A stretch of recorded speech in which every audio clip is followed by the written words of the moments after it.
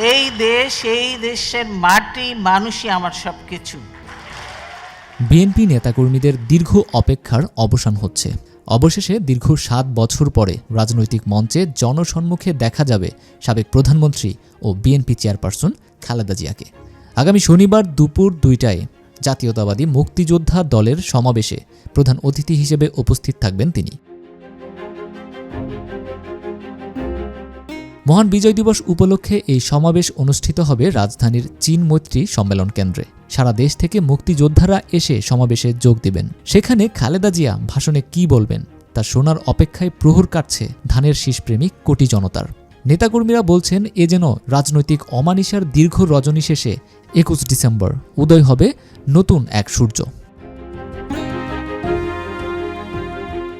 পূর্ণ গতিতে রাজনীতিতে ফিরছেন খালেদা। এই সমাবেশে অংশ নেওয়ার মাধ্যমে দেওয়া হচ্ছে সেই বার্তা। বিএনপি নেতাকর্মীরা বলছেন ভারপ্রাপ্ত চেয়ারম্যান তারেক রহমান দিনরাত পরিশ্রম করে দলকে সুসংগঠিত করছেন। এখন খালেদা জিয়া রাজনীতির মঞ্চে সশরীরে সক্রিয় হলে পুরোদমে চাঙ্গা হবে দল।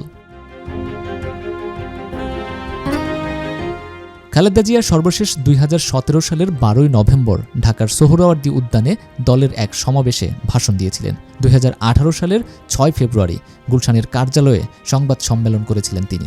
8 ফেব্রুয়ারি তাকে গ্রেফতার করা হয়। এরপর থেকে রাজনীতির উত্তাল মঞ্চে খালেদার ভাষণ আর শোনার সুযোগ হয়নি। নেতাকর্মীরা তাই চাতক পাখির মতো অপেক্ষা করছেন বলে জানিয়েছেন। হঠাৎ শারীরিক বড় কোনো সমস্যা না হলে খালেদা জিয়া সমাবেশে যোগ দিবেন বলে জানিয়েছেন বিএনপির মিডিয়া সেলের অন্যতম সদস্য সাইরুল কবির।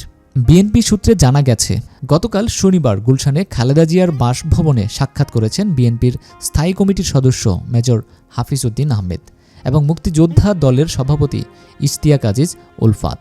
তারা খালেদা জিয়াকে সমাবেশে প্রধান অতিথি হিসেবে আমন্ত্রণ জানান। দুর্নীতির 2 মামলায় খালেদা জিয়াকে কারাদণ্ড দেওয়া হয়েছিল তৎকালীন আওয়ামী লীগের সরকারের সময়ে। 2 বছরেরও বেশি সময় ধরে তিনি কারাবন্দী ছিলেন। 2020 সালের 25 মার্চ সরকার নির্বাহী আদেশে তার সাজা স্থগিত করে শর্ত সাপেক্ষে মুক্তি দেয়। সেই সাথে 6 মাস পরপর আবেদনের পরিপ্রেক্ষিতে তার সাজা স্থগিত করে মুক্তির মেয়াদ বাড়াচ্ছিল সরকার। ছাত্র জনতার অভ্যুত্থানে আওয়ামী লীগের টানা 15.5 বছর শাসনের পতন হয় 5 আগস্ট। 6 আগস্ট খালেদা জিয়ার মুক্তির আদেশ দেন রাষ্ট্রপতি মোহাম্মদ শাহাবুদ্দিন। এরপর 7 আগস্ট নয়াপল্টনে বিএনপির সমাবেশে খালেদা জিয়ার ভিডিও বক্তব্য প্রচার করা হয়। এক যুগ পর গত 21 নভেম্বর তিনি সশস্ত্র বাহিনী দিবস উপলক্ষে সেনাকুঞ্জে সংবর্ধনা অনুষ্ঠানে যোগ দিয়েছিলেন। এখন 7 বছর পর 21 ডিসেম্বর তিনি রাজনৈতিক কর্মসূচিতে অর্থাৎ মুক্তিযোদ্ধা দলের সমাবেশে যোগ দিতে যাচ্ছেন। 2018 সালের 8 ফেব্রুয়ারি খালেদা জিয়াকে কারাগারে নেওয়া হয় দুদকের করা জিয়া অরফানেজ ট্রাস্ট সংক্রান্ত মামলায়। এরপর 2020 সালে মহামারীর মধ্যে আওয়ামী লীগ সরকারের নির্বাহী আদেশে তাকে মুক্তি দেওয়া হয়। তবে তিনি রাজনৈতিক ও দেশের বাইরে যেতে পারবেন না এমন শর্ত জুড়ে দেওয়া হয়, যার ফলে কারাগার থেকে মুক্তি পেলেও কার্যত গৃহবন্দী ছিলেন।